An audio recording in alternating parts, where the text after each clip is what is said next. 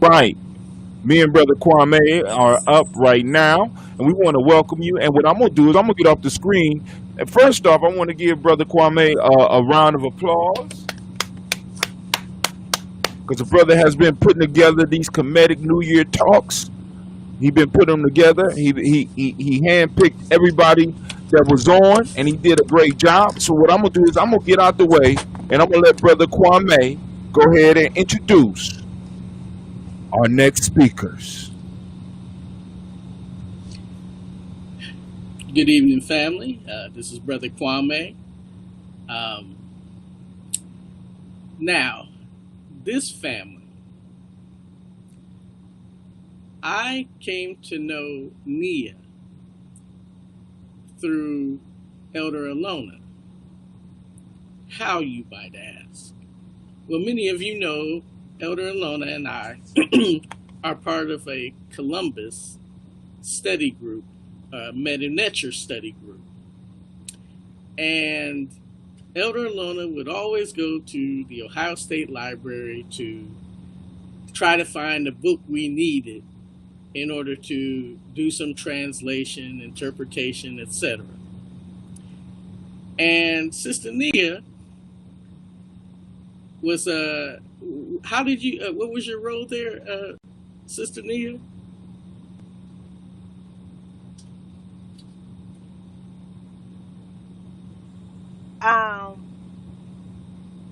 Can you say your question one more time? Your role at the Ohio State Library and how you assisted Elder Alona? Oh, yeah, she was looking for some information. I can't think of the title, and at this time, but it was one of them real ancient historical monographs, and she needed to make some copies and things in that sort. So I just assisted her on navigating through the Ohio State Library. So, and because she was such a help to Elder Alona. Elder Alona would come and say, "Yeah, Sister Nia helped me with this. Sister Nia helped me with that." And I was like, "Okay, shoot, we gonna have to meet Sister Nia, right?" However, over the years, many of you know Elder Alona has done the coding piece, and Asa would always come to these coding pieces, and Asa had a knack for coding. And so, I always kept the brother in the back of my mind, because I was like, if he has a knack for coding, then, you know, then that means he can develop ideas. Mm-hmm. And not only that, but then to formulate a plan by which to carry out those ideas. Because again, if you can plan, if you can code a machine to do something, and the type of instructions that it takes to get it to do that something, it's a special kind of skill. And so, when we started talking about featuring people to talk about their thoughts and feelings, and on different things happening in the present moment, I thought of Asa first. So I reached out to Sister Nia, and she told me that not only Asa was available, but Jennifer was too. And I was like, "Oh, that's great." So I was like, "You know what? Why don't you all come on as a family so we can hear how Asa's dealing with it, Jennifer's dealing with it, and then Nia and Shango, who is the father, how all of them are dealing with it together." And so let me get out the way. And Sister Nia, you can turn it over to Asa, Jennifer, or if you want to take the lead, however y'all see to present, I'm going to step out the way so you can get out. Okay, then. You got it. Alrighty. Thank you, Kwame. I truly appreciate you inviting our family. Um, my husband, he just got off of work, so and he has to go back in. So he's laying down for a minute before he does his second round of work. So, but he really wanted to be here, but he's just resting for a minute. So he may pop in a little late. So I'm gonna let which one? We'll let ladies first. Okay. So Jennifer, share your thoughts about what you think about this COVID and all the racism that's taking place in the country. What are some of your thoughts about it? And how do you feel about some of the things that's transpired? Well, first I can say that is an interesting question because, well, I can say like my thoughts on it are really like, coming from a young person in this type of generation, it was first off very surprising. When you're into like the school system and stuff like that, you tend to, be social, you socialize a lot, you get into it, you get in like certain programs a lot, and I was enjoying that. And when I first looked at the coronavirus on the news, it was more likely a thought of, well, this is a whole bunch of things are going to be different. And first of all, being at home and everything. So like when you're at home, you tend to think of like a lot of things that are going on in the world when it comes to racism, when it comes to when it comes to the news, when it comes to violence, when it comes to a whole bunch of things, because you're at home and you have the right to think about all these things in your mind, because at the end of the day you get to think of it because you're at home, that you find peace in your home. And as Black people, our main space is when we're at home. We have to play the game in society every day, but we get to go home and be in thoughts with our own thoughts. So coming from a young Black girl, from my perspective, with the racism and everything coming into all that together, I believe that with the COVID situation and it getting into people's minds, is that it's like a tactic of political aspects, and it's also a part of racist acts as well. Because if you see like a lot of things are going on with Black people nowadays, like Breonna Taylor and George Floyd. All of these things are going on, and it like most likely falls a lot to do with the political aspects of life. Because if we see from the negligence of our president, who is Donald Trump, we all tend to, looking at the news, looking at politics, looking at racism itself, it all depends and falls on to who owns and who goes into this country. So I feel like with with coronavirus and with racism going on, I feel like as the people ourselves, I feel like this is a perfect opportunity for us to wake up, since we are in our homes and we are allowed to think and think clearly in mind instead of going back out and playing the game and looking away from it all. We have the time to think and really collaborate with each other and all, like on platforms like these. I feel like this is a great opportunity for us to, get together and for us to thrive with one another instead of, instead of going against each other. So that's first my thought. So, Asa, would you like to share your view on being home with this COVID and what you've been seeing in the news with a lot of the our people being shot down and things like that? What is your take on that as a young Black male? And soon you'll be driving and out there, and you won't have me and your dad around or your sister sometimes. So what are your take on what's going on and the COVID and all of that? It's pretty wild, you know what I'm saying? The COVID-19, when I first heard of the coronavirus on CNN 10, I was like, oh, okay, it's another disease. We have to look out for that. But then it started getting bigger and bigger, and now I'm like, wow, my gosh, this might actually affect stuff. And it did. And so it's like, I always think, like, when I get kids, we're going to be telling them, it's like, what happened in the year 2020? A lot of stuff, you know what I'm saying? But with this coronavirus and being at home, I think it's a good chance to get into ourselves and, like, instead of, like,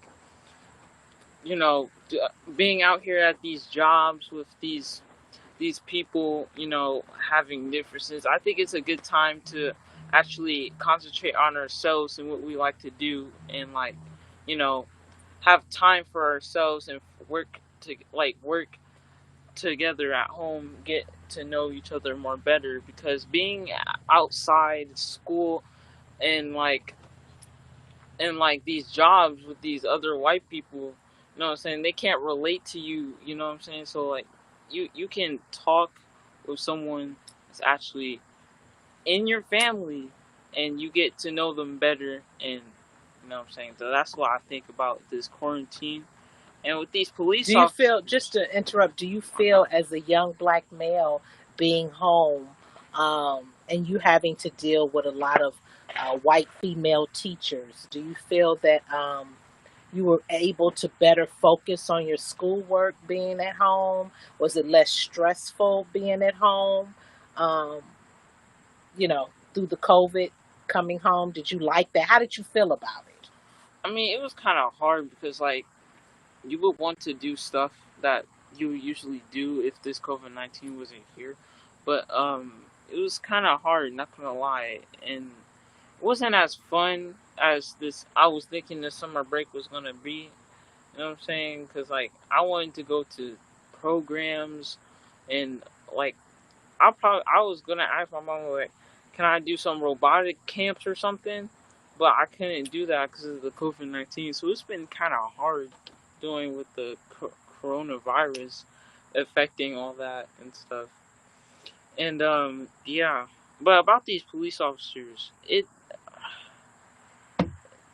like, what I'm gonna say is this: I don't think us people should be scared of these police officers. Just be like mindful of them. But I don't think we shouldn't be scared of them, because like they're just gonna take advantage of that. And I think like we should also fight back and like actually regroup with our team. I want to say this, our team, and like uh Well, you shouldn't. You talk said up. fight back to the police. No, I'm not Oh, saying that. I'm not okay. saying that, but I'm saying stop being in fear. You know what I'm saying? Don't have fear when you see a police officer. Like, you know what I'm saying? Because like it's just giving them. They're just gonna take advantage of that, and like, you know, just I wouldn't be in fear of them. You know what I'm saying? And also, what I was gonna say, I think we should like talk up about our people and stuff to confidence. You know what I'm saying? Let these other peoples know that we're not scared and that we're confident and we will fight back. I would like to piggyback. Oh yes, and I would like to piggyback off of what Asa said about the police. I feel like the police have put in a system to trap mostly black men and to trap mostly black people and put the fear in our minds. But I feel like, however, mostly I feel like black people need to understand is that the system was put for racism. The system was put for black people to be, dependent on white supremacy. I feel like if our people come to the understanding that the system is put because it threatens their way of life, the white supremacy's way of life, they are never going to stop doing this. And if we keep continuing to let them do this by just kindly asking them, sometimes you have to fight fire with the fire. You can't always just ask something, because when it comes to white supremacy, and for one thing, them being known as the dominant race, if you try and say something, it goes in one ear and not out the other. Our ancestors have been trying that for multiple years in our lives, but nothing has happened. So I first feel like we have to come to the understanding of the system that was placed for us to be dependent on the enemy. So, how do you all feel like, okay, like when we talk about when you all about to start driving, we don't want you fighting the cops or being,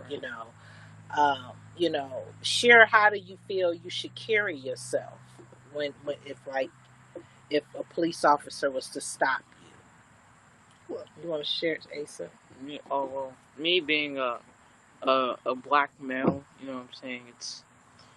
It's I'm gonna say this is kind of difficult because like I'm gonna be on. They have the weapons, but it's like a black person can be completely unharmed, but they assume that we have a gun or something. But I feel like they just be angry and they just like take their anger out on just like black folks. You know what I'm saying? These white police officers be like shooting other blacks because I feel like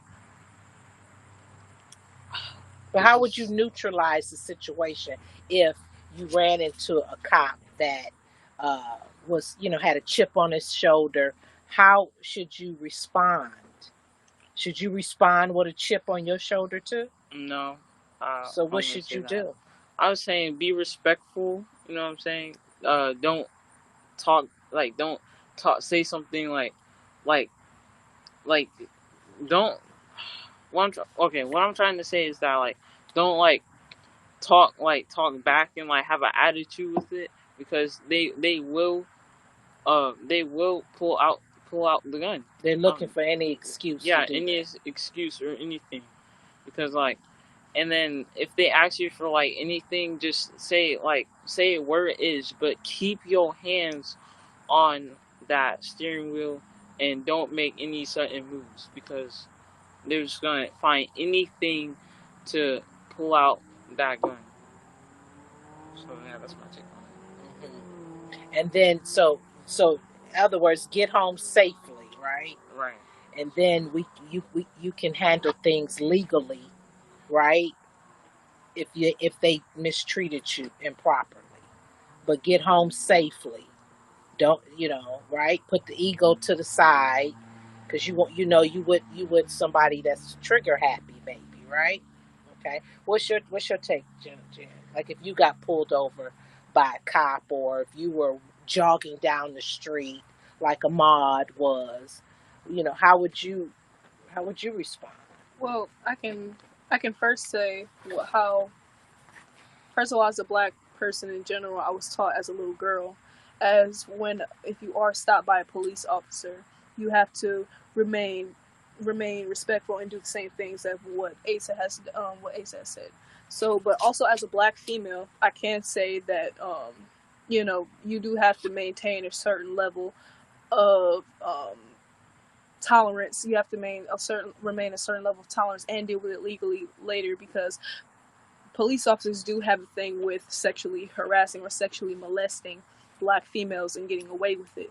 That has been a thing for multiple years, and I feel like as for someone who can keep my nerve, I would have to, just contain myself in a situation and make sure, because at the end of the day, I know what I'm doing is humiliating, and what I'm doing is, it's sad, but I still have a family to get to. I still have a life that I have to maintain, and it sucks that we have to stay in that environment, but that's what the system is put. It's put to set fear in our minds, and knowing, and that's why I'm saying it's really important to understand what type of situation you are getting into when it comes to this society, is because it is really guaranteed to put black people into the jail system or child support system.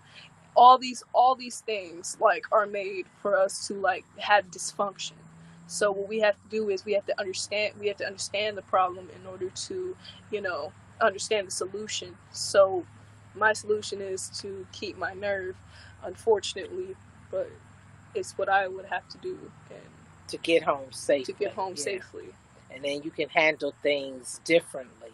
Once you get home, we can get the badge number, get the name, because I have done studying on federal law requirements. They are required to give you their name, and it is illegal for them to not show their badge, and it's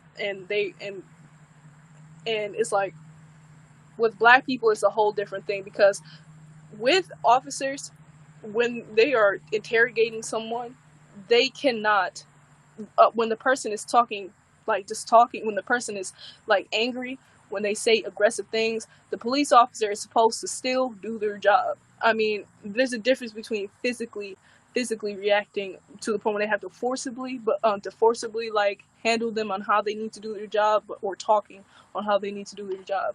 They have to have the thicker skin, because you are trained to do that professionally.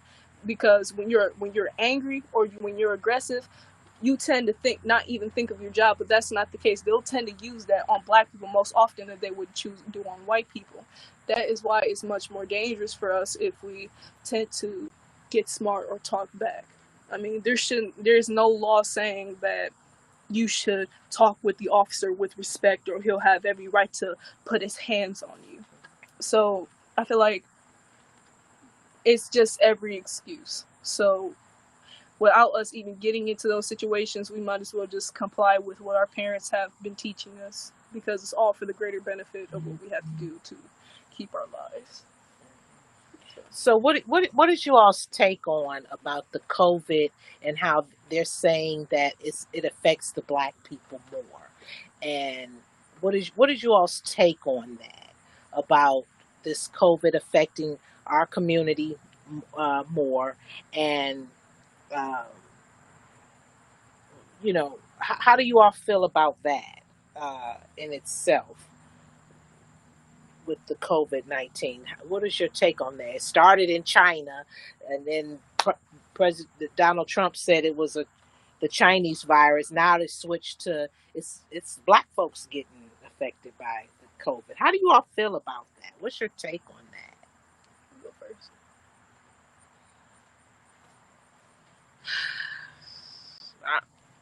That's not true at all. I want to say that's not true at all, because it can affect any human, even if you had it before, it can still affect you, because if you think about it,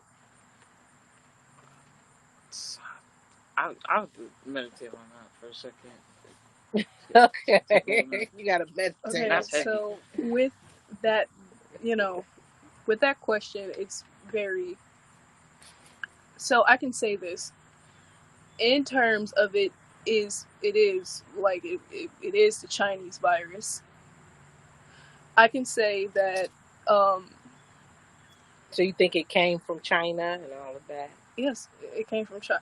And from a black person, I don't have any respect for the Chinese government at all. I mean, I feel like they do create certain things that are really illegal, and they treat black people like garbage. So I feel like I have no respect for the Chinese whatsoever. But I feel like in terms of it being in the black community, let's first look at the system of what black people are today in this country. First of all,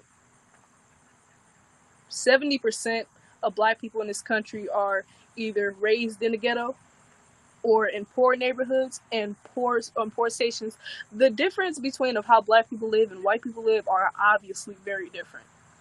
When you would go to a black neighborhood, you would either have the Save-A-Lot, the Dave's, the Aldi's, all these places that it's and basically with the coronavirus, I have to add this in. It's about your immune system as well. So you have to maintain and eat certain types of foods. Oh my God, that's a huge beat. I'm so sorry, y'all. I'm sorry. He gone. He's in the flowers. Okay, he's right next to me though. No, he's not. Go ahead. Sit down. I'm sorry, but anyway, it's all about containing your immune system. So you have to eat certain good foods in order to like maintain that good immune system, so you can prevent certain types of viruses. So my thing with this is if you live in an environment when you have no choice but to eat high GMOs, processed foods, foods that have chemicals in them, mostly like candies, drinks, all these types of stuff. They sell a lot in the black community. Things that are preserved in plastic, things are like this. But when you go to a predominantly white neighborhood, they would have that Trader Joe's. They would have the Whole Foods. They would have in the Amish countries. They'll be having them. Just organic, nice foods. So these foods are more likely to train your immune system in order for it to be stronger. I feel like when we eat those certain types of things, it allows our bodies to be like, it's more like poisoning your body. The things they do to our fruits, the things that we eat, the things that we drink. So you thinking like our people that live in what they call the hood, yes, that our immune systems may be weaker, right? And that may be why it's affecting us Yes. harsher, Yes. because they don't have the access to fresh fruits and vegetables, or Right. Or going to the farm to get the food. Farm, And I guess you all notice when we ride out to the farms to get our food, we got to go way out. We have to go in way white out. folks, where a bunch Right. of white folks live at, right? Yes. And you all like, why it's not around where we live, right? Right. So, and I feel like I see what you're saying. Yeah, and it's really crucial, is because, and it's also evident because if you see back in times, in slavery times, you would see our people that used to be living up to nearly 90, 95 years old, but now in today's world, our people are like passing away around 75, 85, 60, 69. Right. So because back then they would eat things that were basically more organic. They would grow their food. They would have grass-fed animals. They would have. It's gone. It's not bothering y'all. It's just going into the flowers. It's not bothering you all. Come sit back down, Asa. But that's a huge. I know it's a huge bee. Sorry about that. Sorry. We're recording. But anyway, I'm just not gonna look at it. Right. Go ahead. But anyway, yeah. Mama, we not recording. We live, y'all. We live right now. Oh, okay. They didn't see y'all running from bees now. You know, come on now. I'm so sorry, but yeah, and that's my that's my take on it, and okay, yeah, all righty. So you have something you want to add? Jennifer said it all. I'm gonna be honest. I agree with Jennifer that black people do they eat more not all black people. Not all black people, but I'm saying some are people in the in the predominantly black communities don't. That's what you're saying. Yeah. Don't have access to fresh. They eating hot fries, from Frito-Lay. Frito what? Well, you know them hot fries, Yeah, hot fries, stuff that has like carbs in it and stuff like that. All heavy these unhealthy carbs. things. So okay, so you think that's why it might be affecting our people Yeah. Because more, it's all about like that immune system. You have to right? maintain that immune system. Have your elderberry, have your blueberries, have your greens, have all of it. Your chlorophyll, have everything that you need in the body to maintain that healthy lifestyle. So when there is a virus, your body is gonna know you eat proper, you eat healthy. We don't need the virus. We can just take it out. But when you eat certain types of foods, viruses are just going to be like, okay, this is a weak immune system. We can just take over anytime we want to. So I feel like it is affecting the black community more than it's affecting, you know, white people. I can't say that is known. And Well, I'm glad to hear you all are aware about the chlorophyll and the elderberry, huh? So you so you all been we get paying that. attention, huh, to what me and your dad feeding y'all, and Yes, we okay. get that Well, from that's good. definitely That's good. guys. That's good. So, Fried food. is there anything else that you all may wanna? Did we cover? Oh, I just want to say this one thing. Okay. This COVID-19 is serious because some people they don't understand how serious it is until it actually happens to one of their family members and like actually realize how real this is. If schools, stores, and everything is shutting down, I'm pretty sure I don't. It only they only realize when it happens to one of their family members or something. It only happens. So, but this thing is So let me serious. ask you all this. Let me ask you this. So if we just got done saying, what? What did you do?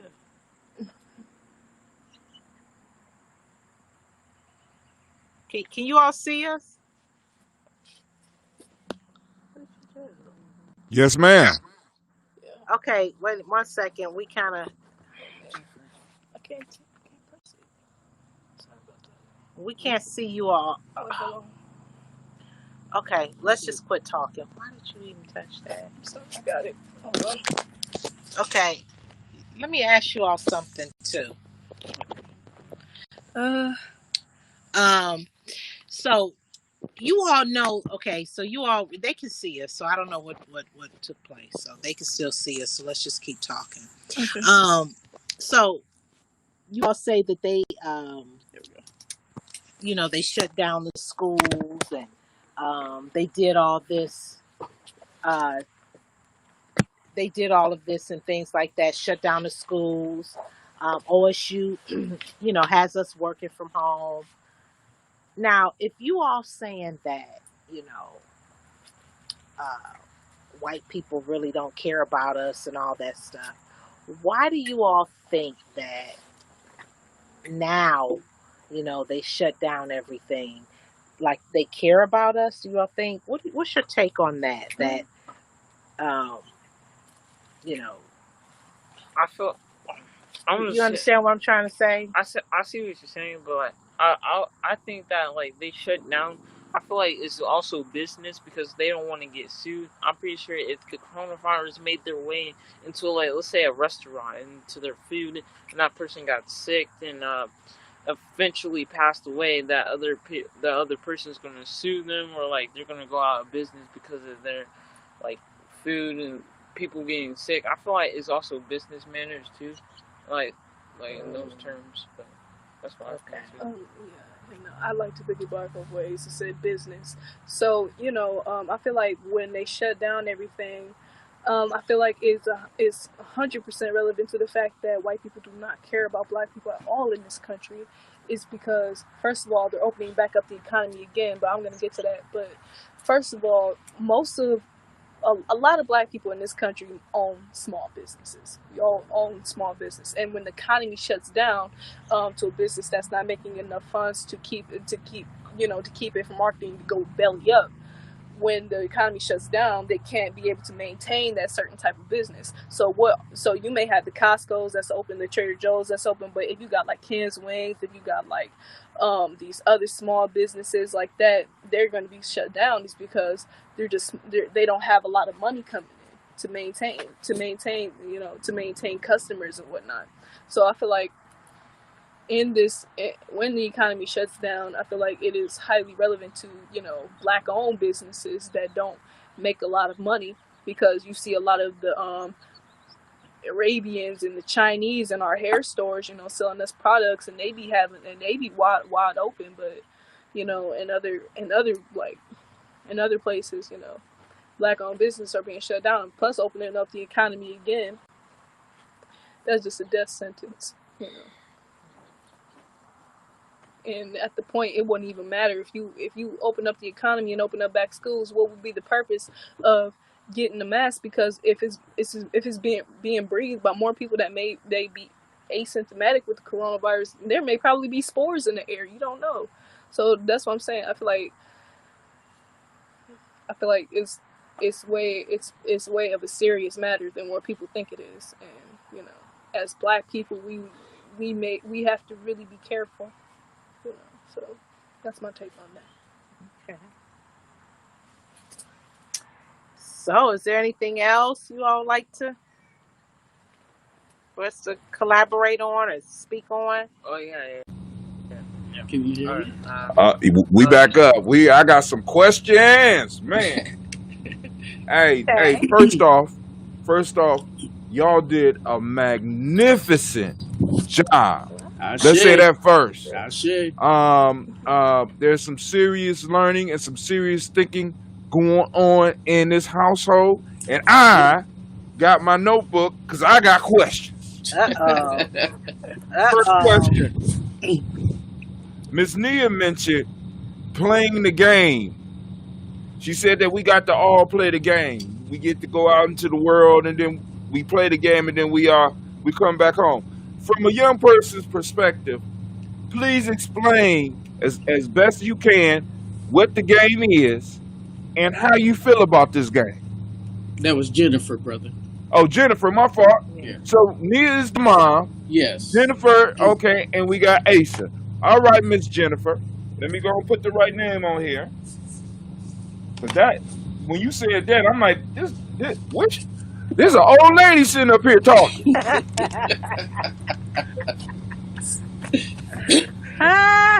So you ready to answer the question? Yes, of course. What I mean by playing the game is, the one word I can say is coonery. I can say that. I can say the game has a lot to do with falling to the dependency of white society, which is dominantly owning this country as the facts that we know. I feel like we all have to play the game of not being the highly smart one, not the the race that we can show ourselves as being, I'm number one. We have to play that type of game of, I'm just the same as the average coon out here, so you guys can give me the same treatment that, I can get in this job, so I can move on in this job. But when we go home, you tend to have this image in your mind of you taking the white face off the true black colors. So that's what I really feel like. So I feel like you have to put on the mask when you at work, and then you have to. How do you feel about that? How does that make you feel that pretty soon you're gonna be moving into the adult world and may have to play this game? It makes me feel basically, as somebody who is really working hard on psychology, I feel like it does play a lot to do with the mind itself. Is because it really shows you the difference between your home and the difference of society and how it's played out. It's like a checkers game. You have to first trample on each other in order to win to the next side. I feel like as black people, we tend to, not really look out for each other, because we're so dependent on the white boss, the white manager. You may probably work hard, and then you always got this one white girl one up in you. Is because she's just white. I feel like it does make me feel kind of degraded, but it also makes me, as soon as I know that I have that understanding, it makes me feel free. It makes me feel like I'm not trapped into something, and I don't know what's going on, but I do know what's going on. So it doesn't make me feel like I don't have that slave mentality. So what about when I share with you all, so you all don't have to deal with me and your dad have to deal with about getting your own business? That's Yes. what we're trying to push you all, Yeah. where you don't have to be on these jobs, Yeah. right? Right. Because we don't want you all to have to uh, wear a mask and come home and you know. So you know what I'm saying. So that's one reason why we push to. That's why Dad is growing the food and teaching you all how to do things. So you can make a living off of some of this stuff, and you don't have to. You know, that's what we want for you all. We don't want you all to work for a corporation. Right. We prefer you all to have your own business. Do y'all see the comments on the screen? No. Yes. Oh. Oh yeah, I see. That's what I was trying to tell you. Oh, shucks. Y'all beating that phone Wait a up. minute. Where's the copy?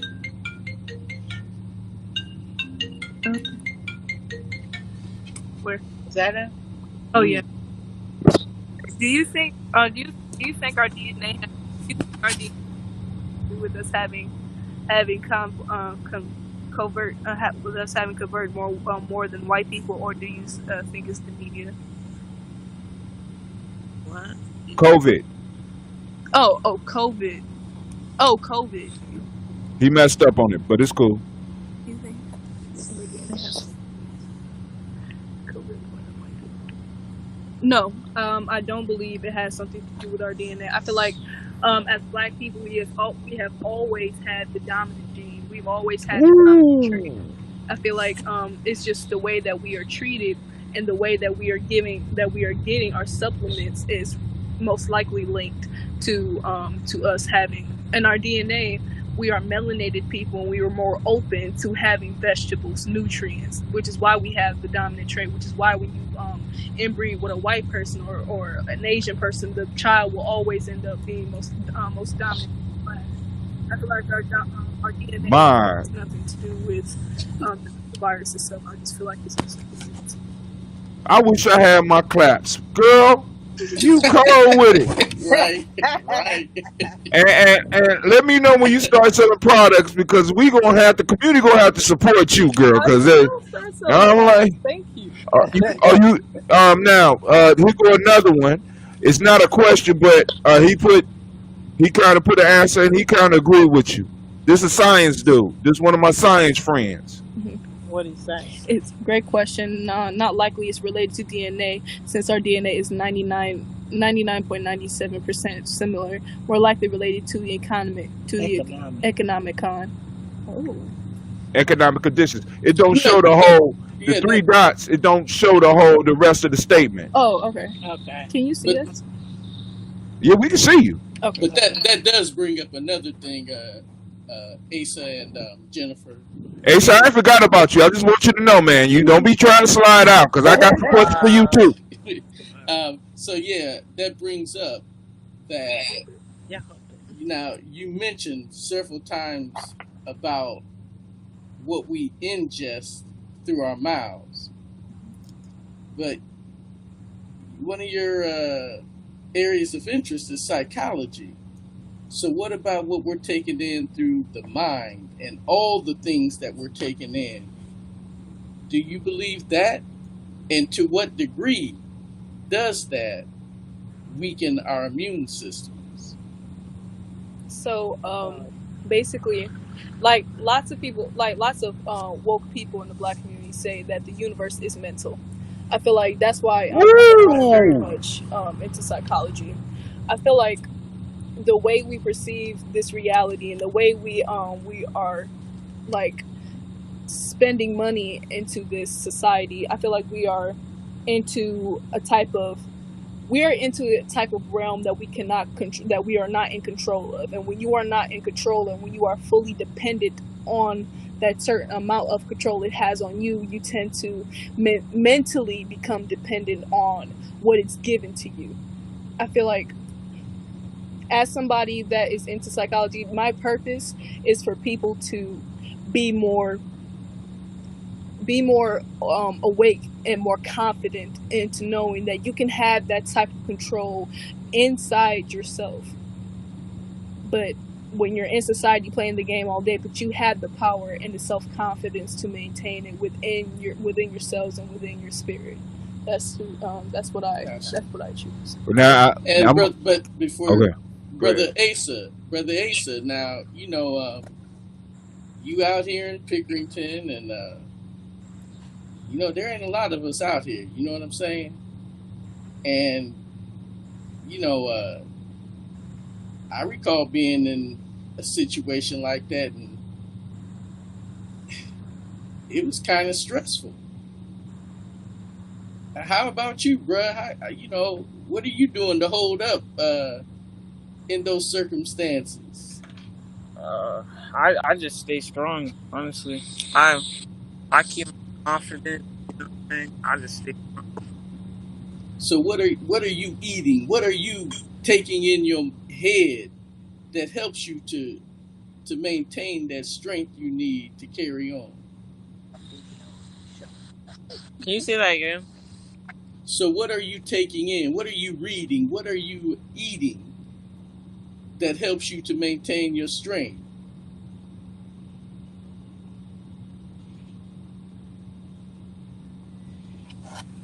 Come on, talks. Yeah.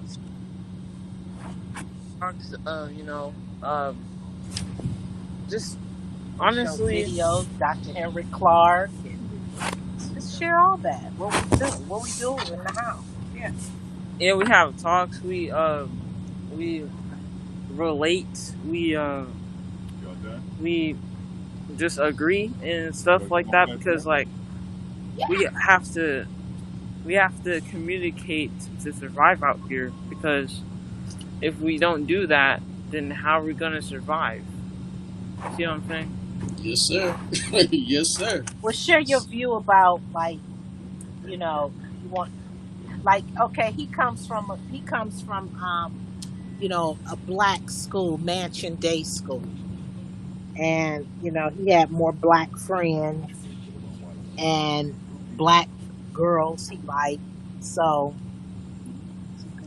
it's just with this COVID. Share how you've been feeling. He wants to see some girls, and he wants to see some black girls, and it's not a lot out here. I told him the realtor tricked us. She said it was, and then now that we out here, we like, where you see them, but it's spotty. Mm-hmm.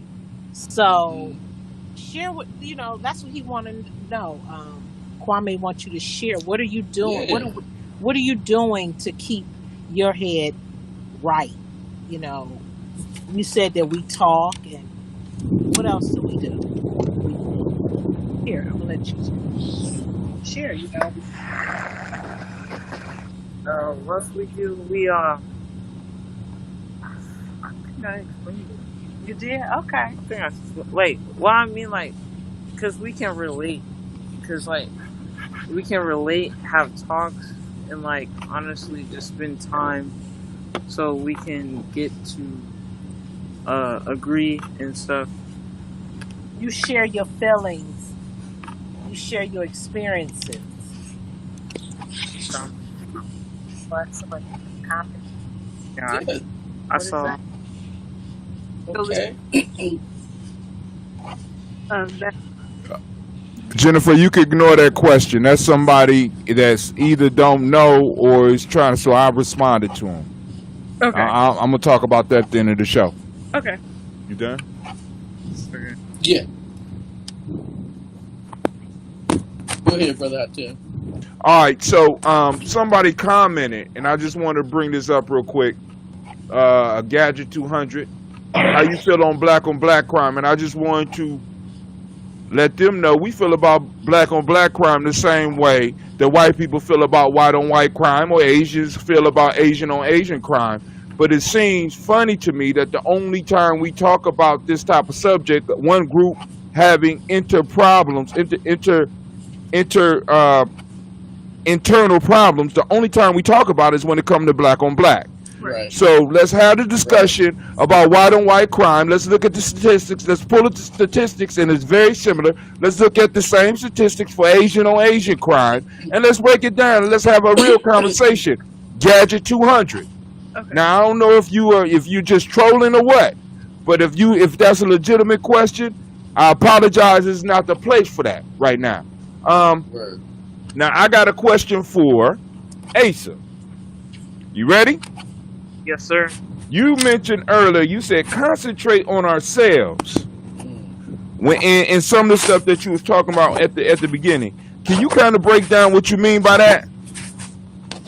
By concentrating on ourselves. What I mean is like have time to work on ourselves, because like usually after the week we wake up early in the morning, go to these jobs or like schools, and we don't really have time to work on ourselves, you know what I'm saying, because we're over here waking up, doing work and doing all this for a grade and stuff.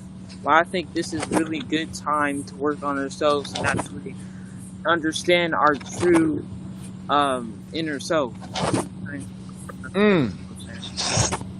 You ready for my next question? This directly for Asa. Now, because you was talking when your mom was asking about the police, you said stop fearing the police. And the question I have for you: what can we do as a community to deal with this fear? What do you believe we can do as a community to start dealing with this fear that we have?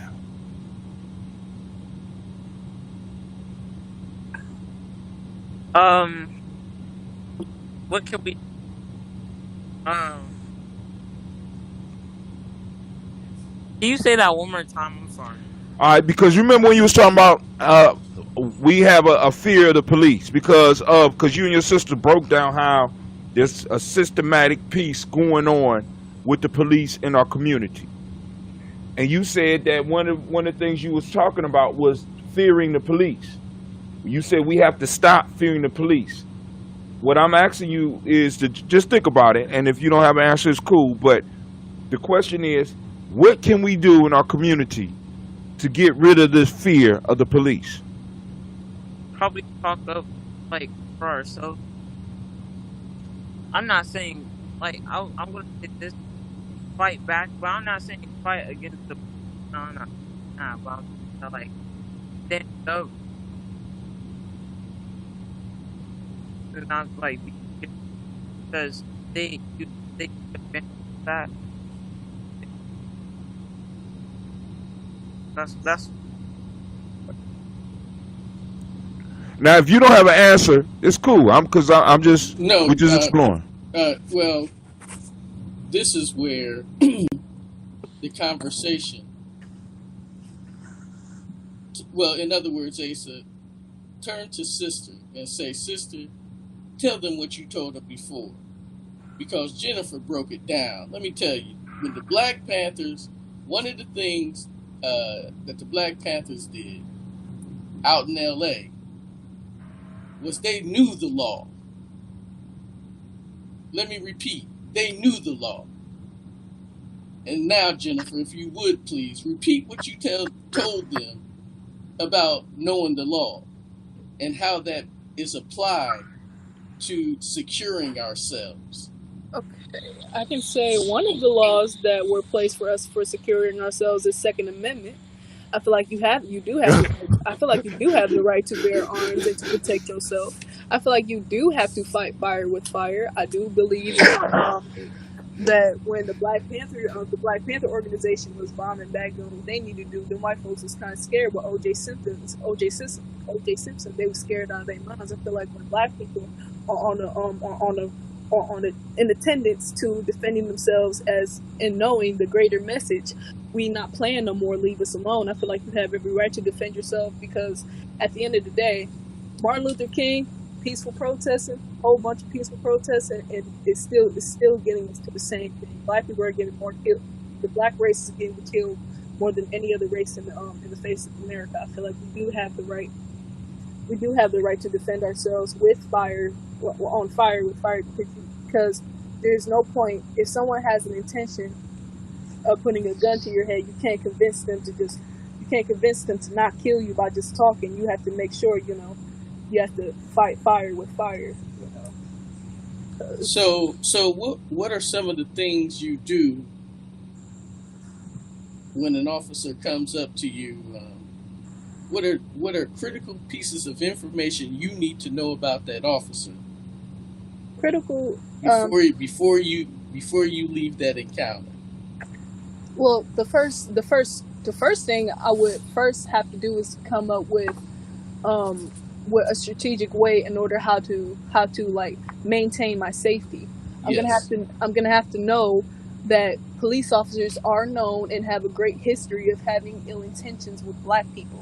So as a black person, I'm gonna have to know a way to maintain my safety, and also as soon as I turn the age of 18, I will have the right to bear arms. So I will have a gun to defend myself if anything goes unnecessary or planned. But I do tend to say I do have to play the game. I do have to show respect. I do have to, in the sake of my life, because I do have to play the game. That's what I would have to do. But if it goes to a certain extent, I feel like I would have to have the right to bear arms in order to defend or protect myself. Let's talk about the security piece that you're bringing up. When I ask you, what's your name and who's your people? Wouldn't that be something I might need to know about someone stopping me on the road? Yes. Just for security measures, right? Mm-hmm. We ain't talking about anything actionable right now. But these become critical issues that we have to address because, as Asa was pointing out, and as you've reiterated, we have to become secure within ourselves. Mm-hmm. In other words, we have to secure ourselves. And as you and Nia has stressed,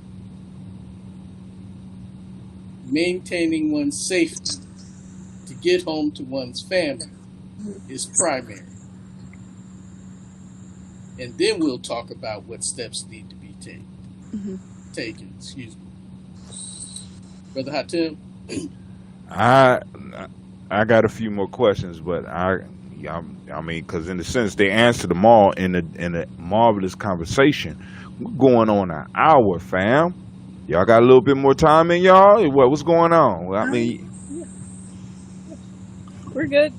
All right. So, Neil, you mentioned something about Chinese relations. Can you tell us a little more about Chinese and black people relations? Cause she went in, man. She went in. Yes, I think that was Jennifer. I mean, Jennifer, my fault. Right. Then I'm sorry. I'm sorry. Basically, yes, with the Chinese, I do have a lot of disrespect towards the Chinese. I do not tolerate patronizing to their businesses. I do not feel the need to do anything for them. Is because they do a lot of things outside of our knowledge that America is not showing us to our brothers and sisters in Africa. I really do feel like on the news they never tell you about how Chinese are kicking Africans outside of their homes. They're placing them outside on the street. They are making sure that because they're not letting them in stores, they're forcing them to be homeless, and they are invading Africa because they make up too much of their population in their own places and starting to be have businesses and try to put their own military forces in Africa and everything to keep them with the same colonization mindset. I feel like the Chinese have really done a lot to disrespect our people, and our brothers and sisters in Africa need to realize that we have to make sure to protect ourselves from the enemy that lies ahead, because you know, the white man was already enough. The white man has already, you know, stripped everything in Africa, and the Chinese is going to be another downfall ahead. You know, the world needs Africa. The world needs Africa based on its resources. But everyone else, even the enemy itself, will make it so much will try to make it clear and lie to them and put the colonization mindset inside them of making them realize that Africa needs the world. But in reality, the world needs Africa. From the mouth of babes. Big. Ooh. Lord have mercy. I'm about to get y'all off the air because I'm scared, girl. You gonna take it to you. Mama, you think we done did enough? Mama Nia, we did enough because right, Mama Nia gotta still keep her job. We gotta keep paying her, and so I can feed them some good food. My God, I'm not even gonna ask no more. I ain't even asking no more questions because I'm just like, oh my God. We'll take it to perhaps a safer topic. So, Mama Nia, you know, I've heard comments from Asa and, you know, about this COVID piece, and I think even one of the questions came from the chat room. But where are people getting their statistics on who's dying, who's lying, what works, what isn't working? Where are people getting their statistics from? Well, you know, social media is real big right now, and so a lot of times, like when Jennifer comes share with us what she sees on Instagram and everything, it opens up dialogue. We're just allowing Asa to get a little bit on social media, so he's getting exposed. I tried to shield him, but you know, he wants to get out there on social media, so you know, so social media is kind of you know, that's where a lot of things they're seeing, you know, they're getting a lot of information from there. So we as parents just try to you know, what's your fact checking method? Well, you know, because I'm a researcher and you know, and that's what OSU's hired me to do, is research and publish manuscripts. So I utilize a lot of databases and journals, and that's where I'll go.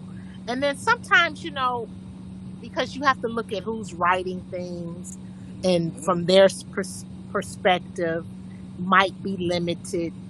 So sometimes we utilize spirit, you know, common sense, you know, sometimes. But that's how I do. I use both. I'll use what the credible sources say, and then we'll dialogue about it, and then we use a little common sense at dinner time. We'll talk about it, and you know, we look at the authors, you know, we look at probably, you know, their lifestyle. I mean, we dissect it all. Like, you know, and I wanted you to go public with this because, you know, we have some young who need some insight into getting the correct resources. Oh, okay. Or reliable resources. And I was going somewhere with that.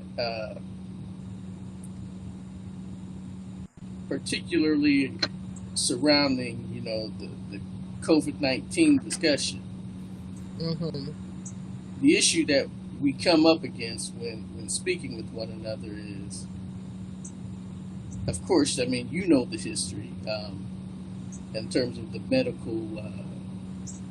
medical abuse that we have, as Black people, have suffered under. And given that medical abuse, the question becomes, how can we trust anything they have to say? Right. That's another thing we discuss at the dinner table and in the family room. It's just because like I shared with my parents, they watch CNN all day, and my mom and dad constantly call me, oh, they saying this, they saying that, and then I say, well, okay, mom, okay, dad, now first we didn't want to take nothing what they say, you know, it's commercial Mm-hmm. news, Mm-hmm. and now we're your TV is stuck on CNN and stuck on MSNBC, and all of this, and then they get quiet. And they like, okay, go on, all right, okay. There you go again.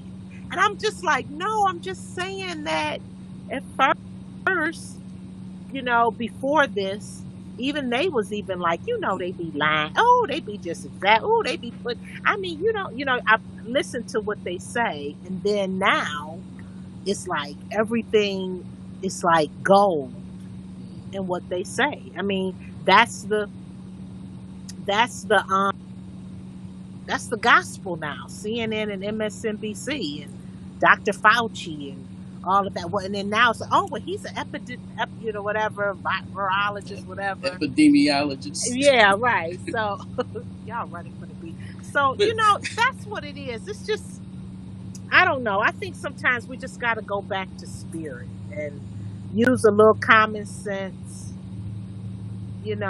and I mean, think about it. Our people survived the first what was it, the pandemic back in the 1900s, right? Word. 1919, somewhere in there. Yeah, Yeah, what was it? 1921. Yeah, the influenza Right. thing. Remember They when that called was it a the big Spanish thing flu. back then in the early 1900s? Mm-hmm. So our ancestors survived that because we're here. So, I mean, they didn't have access to journals and databases, and so they did something. So I'm assuming they continue to grow their foods, and That might be an interesting piece of research, even there, in terms exactly. of I was thinking that, Kwame, as I was talking, like, what was going on in Africa right, on the one hand, and what was going on amongst our own here in the Americas on the right, other hand. exactly, So, but yeah, exactly, because they had to survive. They didn't get wiped out. So you know, we've been washing our hands and and all of that, and so it's just it's a pickle. It's a you know yeah, basically what I'm trying to do uh, is to get young brothers like Asa and she Jennifer's done gone beyond, but she could help hold the hands of those following up after in hmm that when we put them on some of these research projects right, that they can make an argument for, they can make an argument against, and know the weaknesses of both, and then call on that spirit yeah, to guide them in what say we, exactly, in a manner of speaking. exactly. But I ain't gonna hold y'all up anymore. But Hatan, No, if you this have has any been more great. This questions, has been great. but I can't tell you, brother Asa, man, we got work to do, and we gonna, See, we gonna rope you into Gye-Nyame, bruh. Both of them. Sister Jennifer, man. The whole family. Good God Almighty. Sister Jennifer, you are a jewel. You talk about the jewel of the Nile. Shoot. they see You you. the jewel wherever Man, you the jewel wherever you are. well, we got to work on this running from B thing. But other than that, Thank you. Sorry. and Sister Nia and a shout out to my brother Shango. Yeah, he's You know, resting. He got to get up. I understand. I look, I had to. I gave up some of my nap so I could talk to Nia and and Jennifer. I'm sorry, so I could talk to Jennifer and Asa over that puzzle. Right. So yeah, I gave him But you some gave him one of those mental puzzles. yeah. Share with the people Yeah, that's here yeah. now. So I'm glad. I'm grateful that you all had this platform for young people because, they're going through it too. Absolutely. Asa, we got him working on some of his business, and Jennifer, and they've learned how to grow some food and build some raised beds, and so That's what's up. yeah, we've just incorporated it.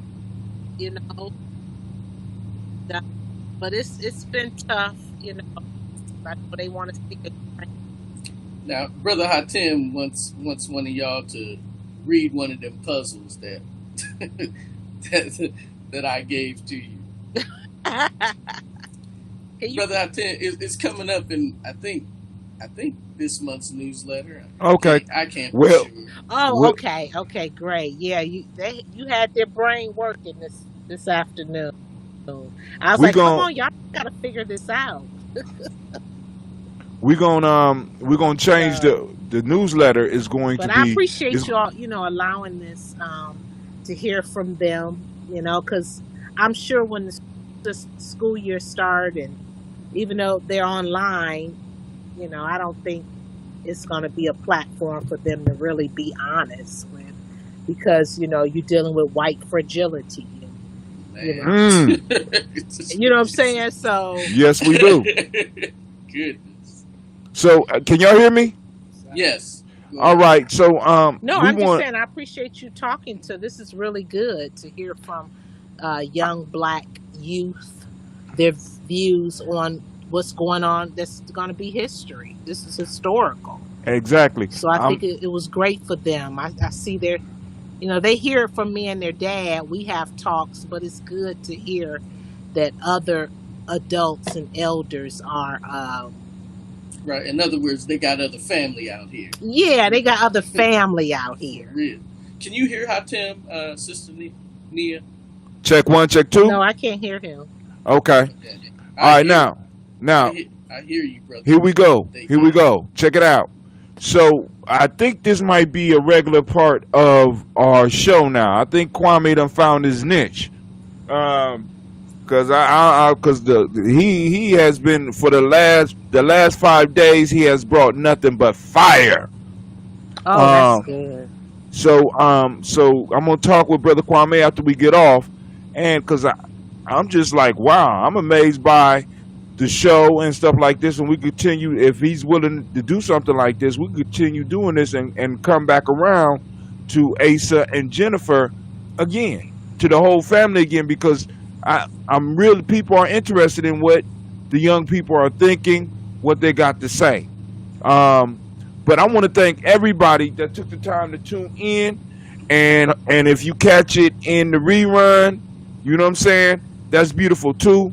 Also, I want to let the family know that since they brought up the gardening, Gye-Nyame, we are going to have some pounds of greens, collards, kales, and mustard that we are going to be selling, organic, grown in aeroponically.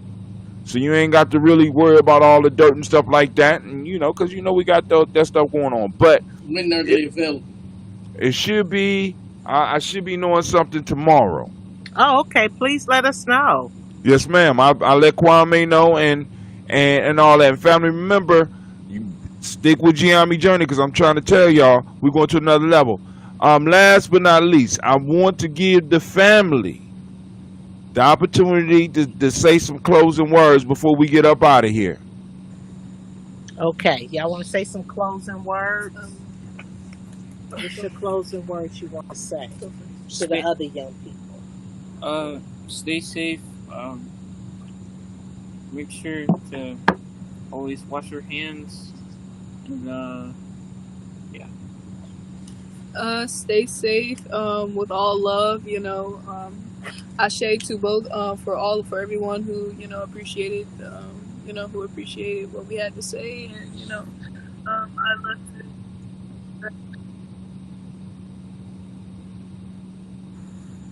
All right.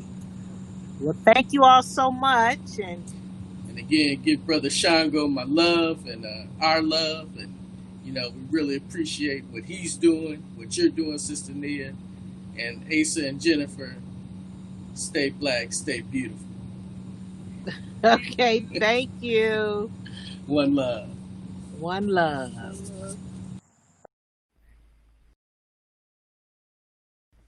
What is a lion without his pride? What is a whale without his pod? What is a monkey without his troop? What is a wolf without his pack? The answer is very simple.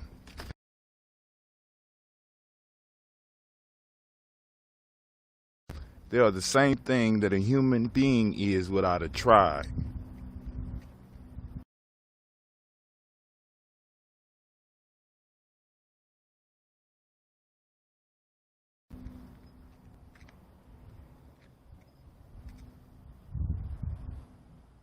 Pray.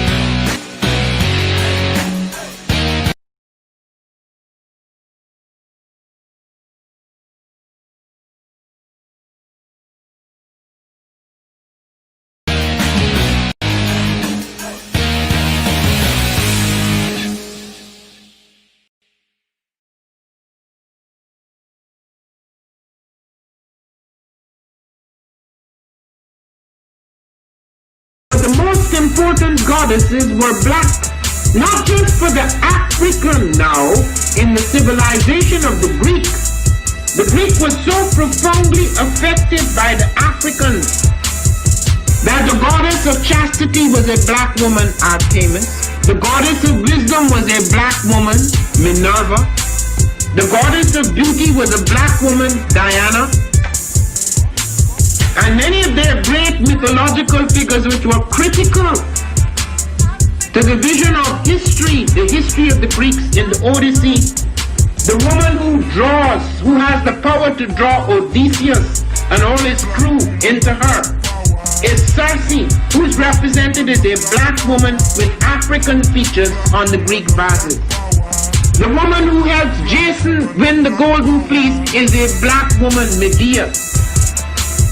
The woman who marries Perseus, the Greek hero, is a black woman. Greetings, coming to you live today from right here at Black Facts Central. It used to be, back in the day, they said the Negro had no history.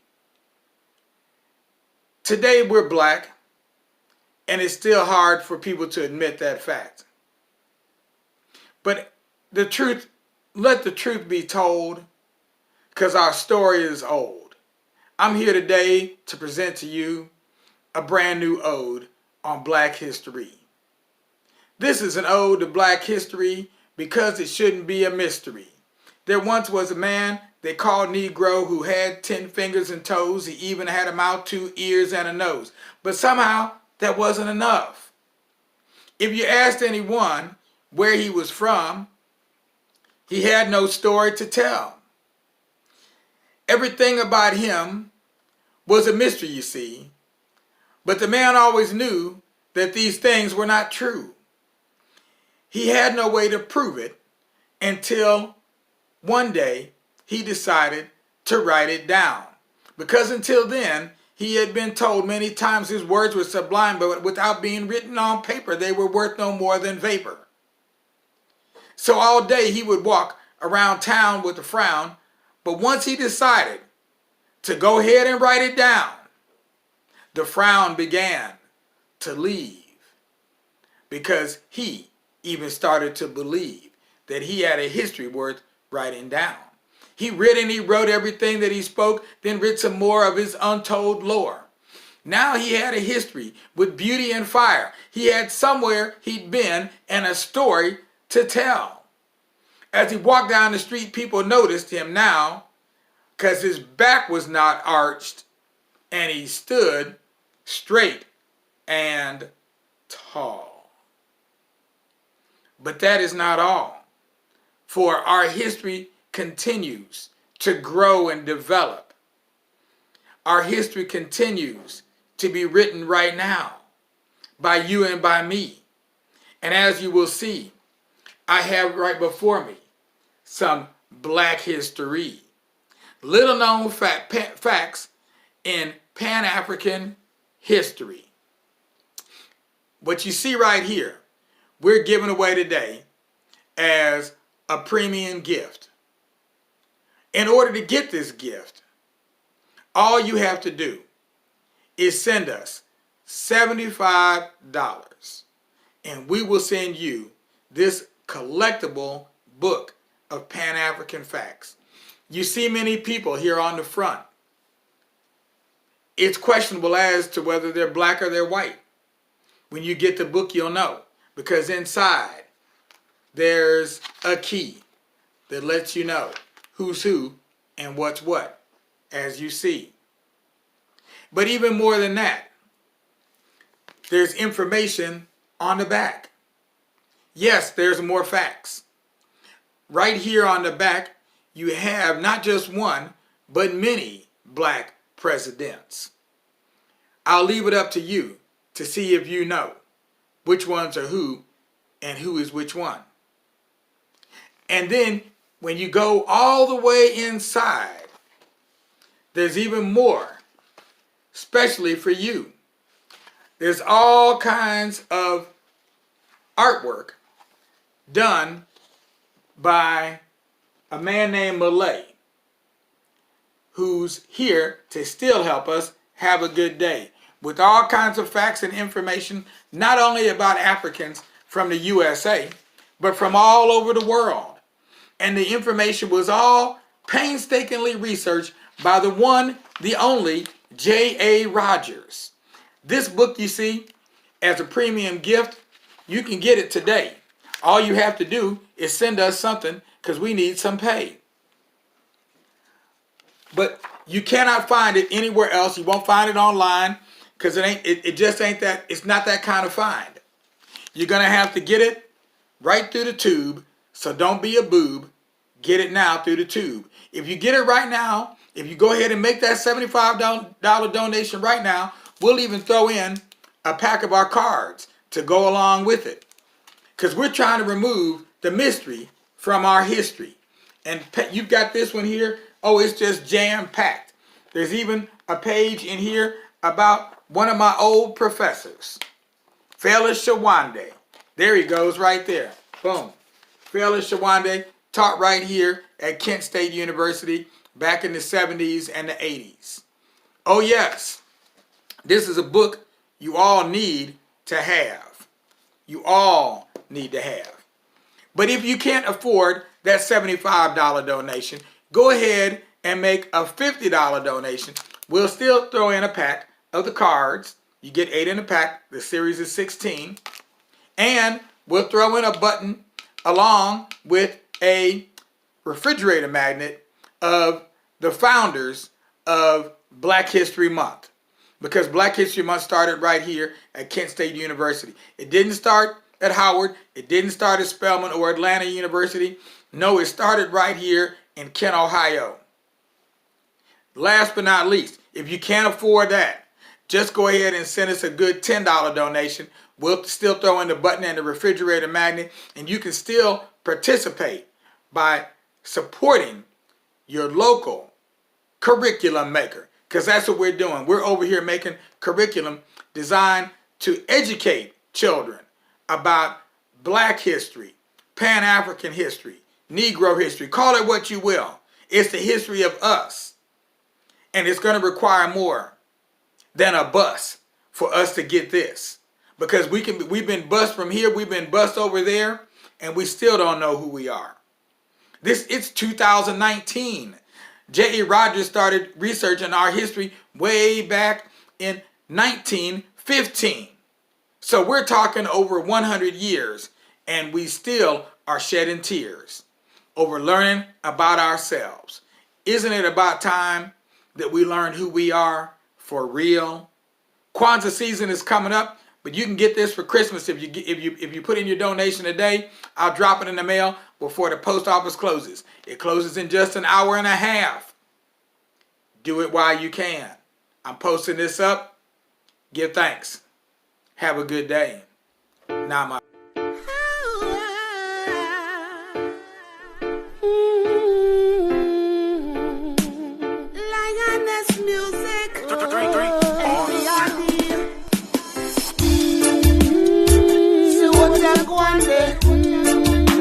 Sit down in the jungle.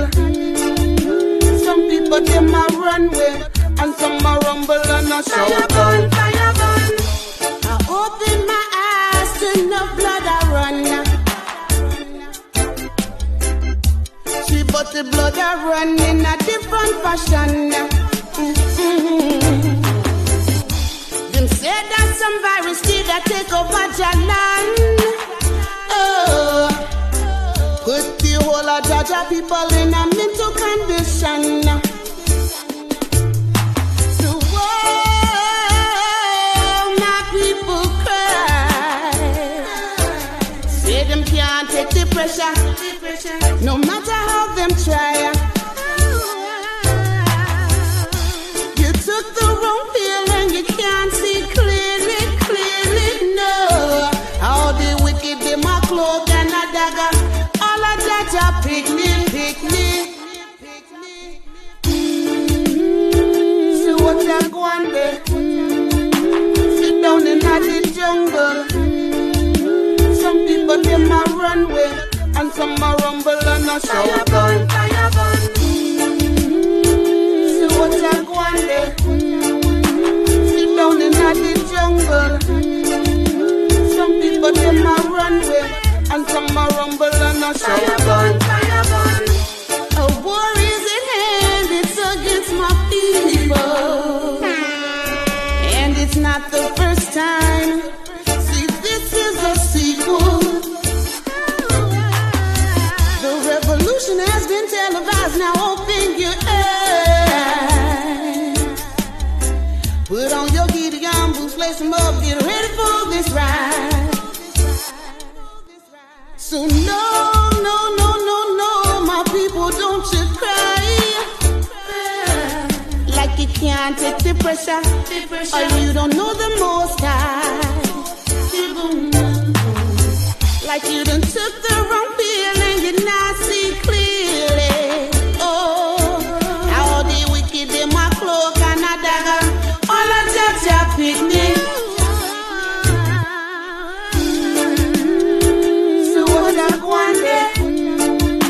Sit down in the jungle. Some people them a run way, and some a rumble and a shout. Fire burn. So what I go on there? Sit down in the jungle. Some people them a run way, and some a rumble and a shout. Fire burn.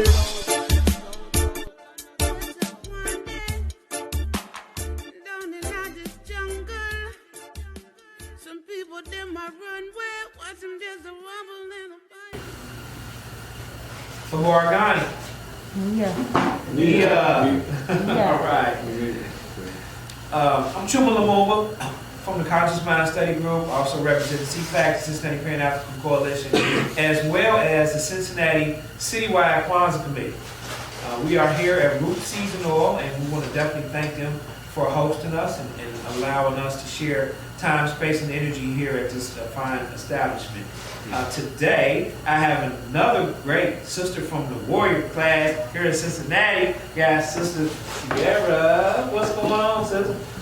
Just a lot of educating, researching. All right, that's what's up. That's what's up. So, would you care to read the fifth principle for us? Yes, the fifth principle is near, purpose, which means to make our collective vocation the building and developing our community in order to restore our people to their traditional greatness. Restore our people to their traditional greatness. Wow. So, you care to elaborate a little bit on that? Yes. What does that mean to you? This means, purpose means your intentions, what you believe in, having a strong understanding of history of our people. And I can only speak for myself, but I'm a black woman, and I think my purpose as being a black woman is to educate myself and understand how I'm thriving and what are some of the areas of the 10 human activities that I'm struggling with, and how can I reach out to my community to help me better understand why I'm going through the things that I'm going through. You know what I'm saying? It takes a community to raise a village, like Chuma's been saying all along. It takes us to help educate ourselves and not depend on what the other person or the European people are doing. We can't depend on them anymore. We got to depend on our people and ourselves, and we have to educate ourselves, and we have to develop means to make sure that we're building the building blocks of our community and to be stronger, not weaker. We can't all just spread out being sporadic and not keep in touch. We are in touch people. We are family oriented people. We come from Earth. We come from the OMAC. You know what I'm saying? They antagonize, and I'm doing my research, they antagonize the Native Americans and the African American black body. Why? Power. Why? Because they understand we have power when we come in numbers. We gotta do things with purpose. We got to have a strong feeling about everything that we do. Everything should be intentional. Do not walk in this room if you're not ready to add to the conversation or be willing to take notes and understand where we coming from and how you gonna implement this in your daily life. Establish order within our community. Restore our people to their traditional greatness. Where do we come from? We come from who? Kings and queens and people who know how to heal each other with herbal medicine. People who know how to sing a tune and understand, like, I'm healing right now with my people. We used to hold hands. Now they saying we can't hold hands because of a germ that was created. Nobody knows who created, but we all got conspiracy theories. The truth comes out, and it's going to show that our people are most affected because why? Our unity, the foundation of our unity is being dismantled by outside hands that we keep allowing to bring into our community because we so quote unquote trust them. We can't trust them anymore. We have to walk away. So, sis, with that being said, can you expound a little bit on how you plan to implement this fifth principle, need purpose, in your life, your daily walk, moving forward? Being intentional about what I say, how I think, and who I see and who I talk to. Being intentional, having purpose of, what's my purpose of being here? And it's to grow, be with you guys, be educated. And purpose, supporting my people with being purposeful about that, having a strong feeling of, I want to support my people, and that's it, and that's on period. This principle involves building and developing, which are action words, which means that there's something we need to be doing, right? It's not one of those things that we just observe. It is, like I said, it's a verb.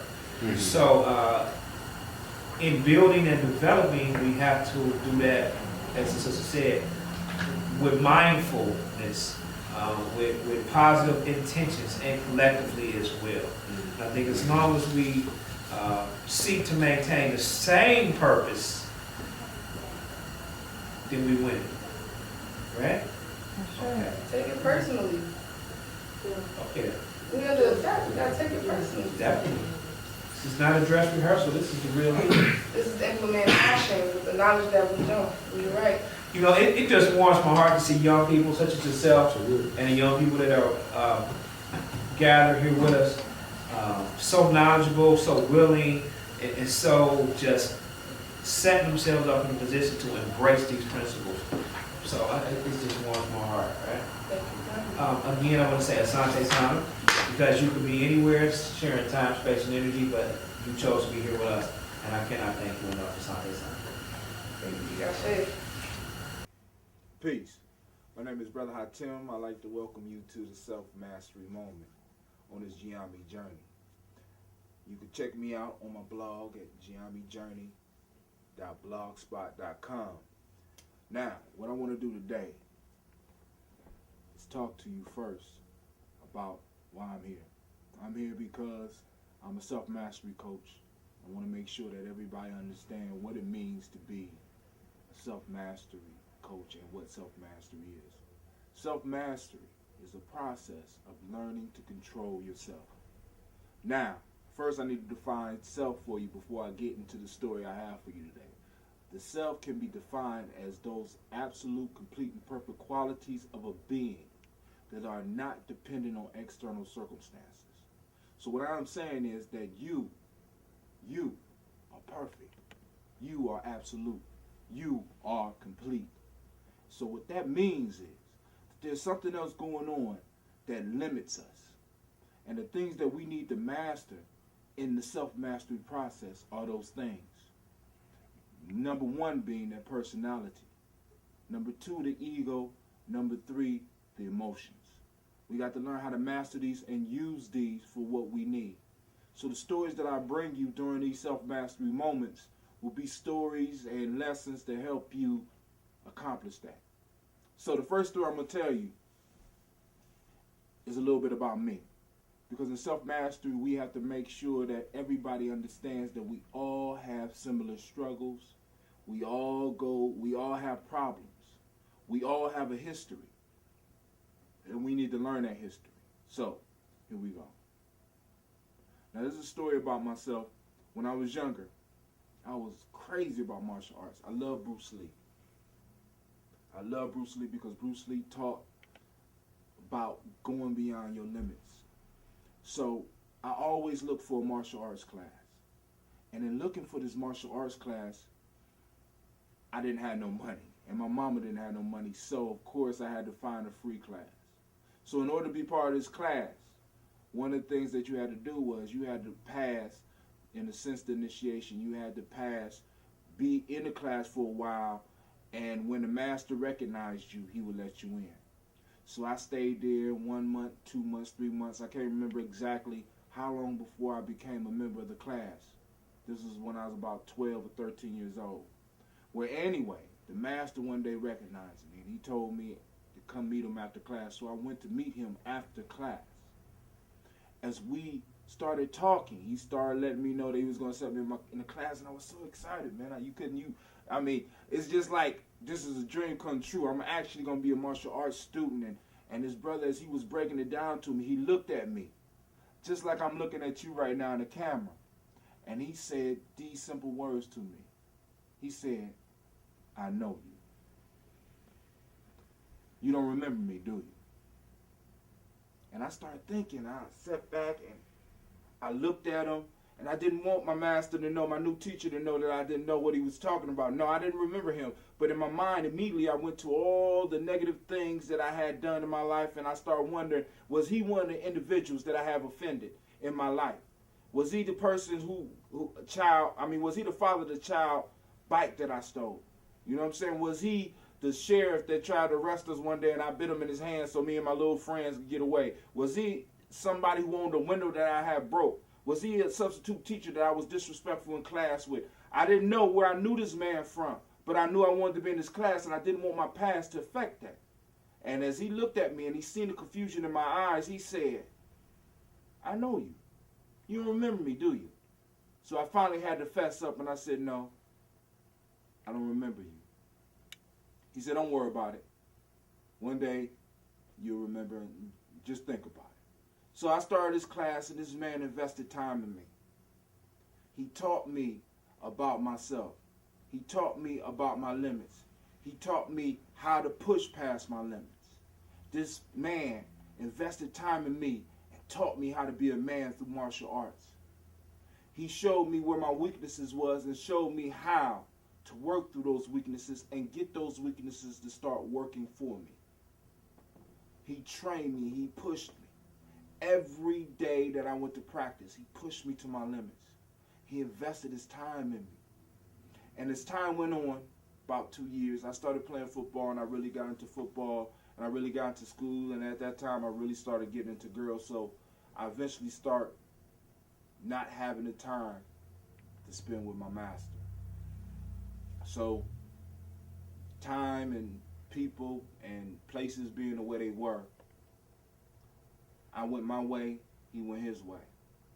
He eventually went to prison for something, and I went to high school. When he came out, he would come around the house looking for me, but I was too busy for this man who invested in me. This man who became a father to me. Better yet, he even deeper than becoming a father, he was a teacher, and not only was he a teacher, he was my master, and I didn't have time for him. So eventually I graduated from high school because of some of the stuff that he taught me, because of the discipline he gave me. I graduated from high school, and I went to college. And while I was in college, probably my 3rd year there, I got word back from Akron just talking to somebody that my master had passed. And feeling bad and really realizing what I had done, I had turned my back on this man who invested in me, who did something that my own father didn't do. I got too busy for him. I went back to give him the proper respect that he deserved, and I wanted to go see his gravesite. So when I went home, I went to his gravesite. And as I was walking to the gravesite, I heard his voice in my head. And it rung, and it was so loud and it was so clear. It was as if he was there, and he said, "I know you. You don't remember where you know me from, do you?" And as I walked towards the grave, I kept hearing his voice. And as I stood over the grave, it finally came to me where I knew this man from. And in that moment, I started to cry and I started to laugh, because in that moment, everything, not just where I knew him from, but everything in life became clear for me, at least in that moment. And I started laughing and I started crying and I thought about it. And it was such a beautiful, beautiful thought. And that ends the story. Like I said, my name is Brother Hatim. I'd like to welcome you to my little space in between time and space. I'd like to welcome you here. I'd like to ask you to come read my blog and just get these lessons. We'll learn together and we'll build together and we'll grow together. Oh, I know some of you are probably wondering where I knew him from. And because I don't want to betray my master's trust again, I'm going to give you the same gift that he gave me. I'm going to say it to you exactly like he said it to me. And I'm going to look directly at you like he looked at me. And I'm going to say, "I know you. I know you. You don't remember me, do you? I know you. You remember where you know me from, do you? I promise you one thing. When you finally discover where I know you from, you, just like me, will understand everything in that moment. Everything will become clear to you. So once again, this is Hatim. I'd like to thank you for your time. And with that, I say peace. Habari gani? Mzuri sana. Habari gani? Hear me now. Mzuri sana. Listen later, listen. Habari gani? Listen, look. Mzuri sana. Listen. Habari gani? Listen. Mzuri sana. Moja kuchicha kulia ujima ujama Nia kuumpa imani Espanza Moja kuchicha kulia ujima ujama Nia kuumpa imani Espanza Listen look Moja unity Listen look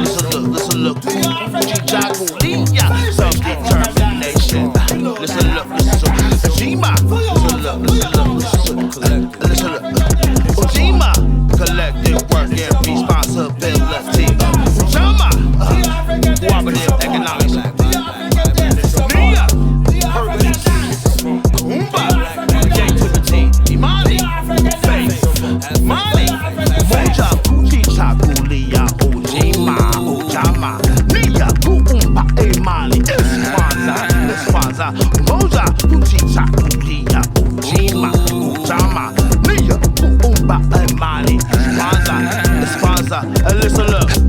Do your African dance is your part? Do your African dance is your part? Do your African dance is your part? Genetics, dance your part. Genetics, dance your part. DNA, DNA, DNA, DNA, DNA, it's your part. Her body got it. Listen, look, listen, look, listen, look, listen, look, listen, look, listen. Her body got it. Hear me now, hear me now, listen later, hear me now, listen later, listen. Her body got it. Listen, look, listen, look, listen, look, listen, look, listen. Her body got it. Listen, look, listen, look, listen. Hey, Moja Kuchi Chakulia Ojima Ojama Nia Kuumpa Emali Kwanzaa Kwanzaa Moja Kuchi Chakulia Ojima Ojama Nia Kuumpa Emali Kwanzaa Listen, look. Yo, if you didn't know, now you know. Once I got 7 principles, we live by the code. Unite all the sisters and my bros. We got power in our soul, professional. When I put the beat with the flow, I got water on the low, drip for the cool. Winter in the 614, red, black, and green candles. Lit.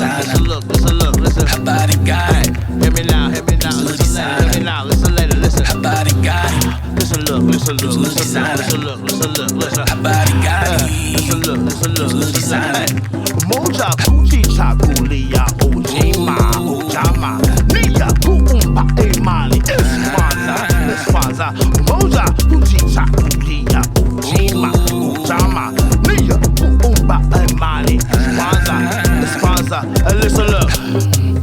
Listen, look, listen, look, listen, look, listen, look. Moja unity. Listen, look, listen, look, listen, look. Kuchi Chakulia self-determination. Listen, look, listen, Ojima. Listen, look, listen, look, listen, look. Ojima. Collective work and responsibility. Ojama. Cooperative economics. Nia. Purpose. Kuumba. Creativity. Imani. Faith. Money. Faith. Her body got it. Mzuri sana. Her body got it. Mzuri sana. Her body got it. Mzuri sana. Her body got it. Mzuri sana. Her body got it. Mzuri sana. Her body got it. Mzuri sana.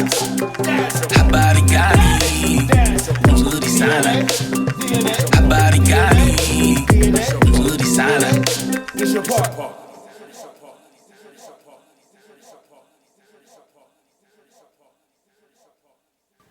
Spirit Over Flesh LLC is a wellness-based business where we heal through words.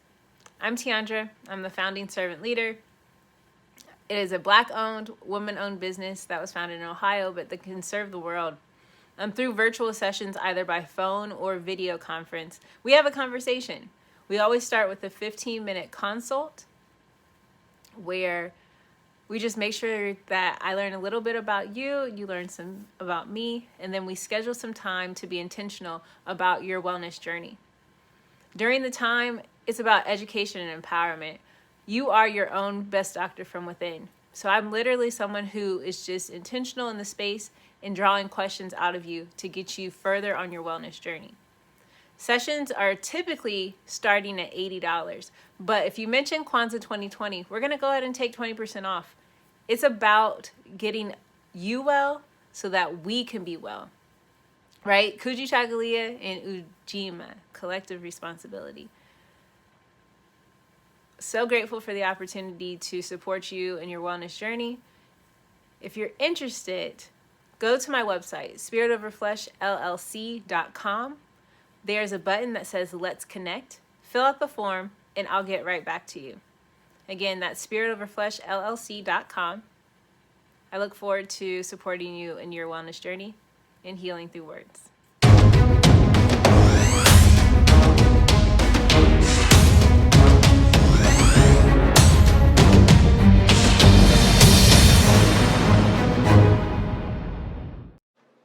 Are you heading out of town or have a special occasion? What about birthdays, anniversaries, or reunions? Get the best deals at inexpensive rental car rates, mid-size sedans, compact cars, and more. We have a variety of fleet vehicles to accommodate any and all of your rental car needs. Make a reservation today at your local budget rental car on Hamilton Road in Whitehall. Call 614-863-7500.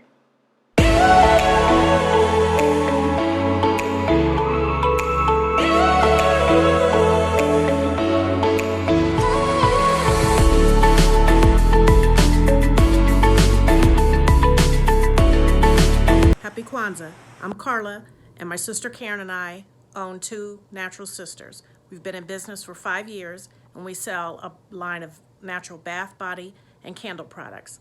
Let's take a look. Follow us on social media, Facebook and Instagram, at Two Natural Sisters. All items that are in stock will be shipped within 24 to 48 hours. As a promotional item, we offer a CD of Black romantic poetry of self-love and coupled love, and 50% discount on Sister Locks, Brother Locks by consultant Sapphire Donetta Mahadi.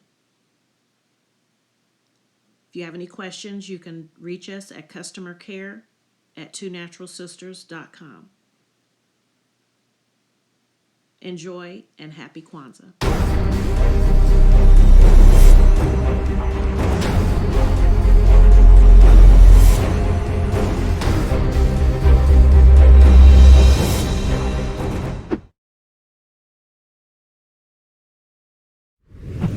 What's going on? My name is Doe. I am the owner and creator of Madeline Gin. Madeline Gin is best described as a celebratory art experience that exudes hella blackness. Initially, the company was founded to provide a luxurious but affordable art experience, and it's since transformed itself into something a bit more spiritual. By walking in what I believe to be my truth, I've been able to get in contact with my ancestors and use my platform and my art, my gift, to tell their untold stories. I do that by using different textures, by utilizing different mediums, colors, and just making things pop out so that it's open for interpretation. I love creating, and I can't wait to be of service to you. Thank you. I am a genius. My ancestors were geniuses. My ancestors have made me a genius in all that I think, say, and do. I must declare myself a genius. I am a genius. Whenever I am myself, I practice my geniusness and do great things.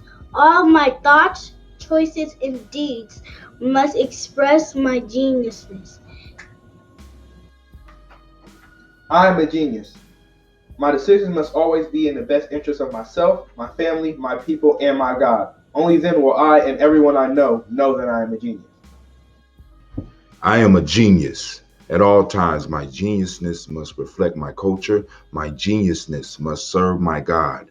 My geniusness must make me be one in love and harmony with my family. My geniusness must protect my people. Yes, at all times, I must demonstrate excellence because I am a genius. The Purpose Driven Society is a Black-owned, woman-owned business local to Columbus who creates accessories that have intentional messaging. Our specialty are buttons. Buttons can be worn anywhere, on a shirt, on a book bag, on a hat. The beautiful thing about buttons is that you can change them and switch it up depending on your mood or the day. For Election Day, we wore a very intentional button. On my book bag, my student's book bag, it says, "You are already intelligent. Educate yourself." Buttons are empowering with the messages that we create. Again, we do them very intentionally. At the Purpose Driven Society, we're minding our Black-owned business and hope that you'll help mind ours too by doing business with us. Our buttons go for $3 for one, $5 for two, $7 for three. But if you mention Kwanzaa 2020, we're doing a special where you'll get an assortment of buttons for just $20, and we'll ship anywhere in the country. So again, that's the Purpose Driven Society. We can be reached at thepurposedrivensociety@outlook.com. Send us an email, and we will put together a very intentional bag of buttons for you and ship it straight to your home. Happy Kwanzaa. Thanks for doing business with us.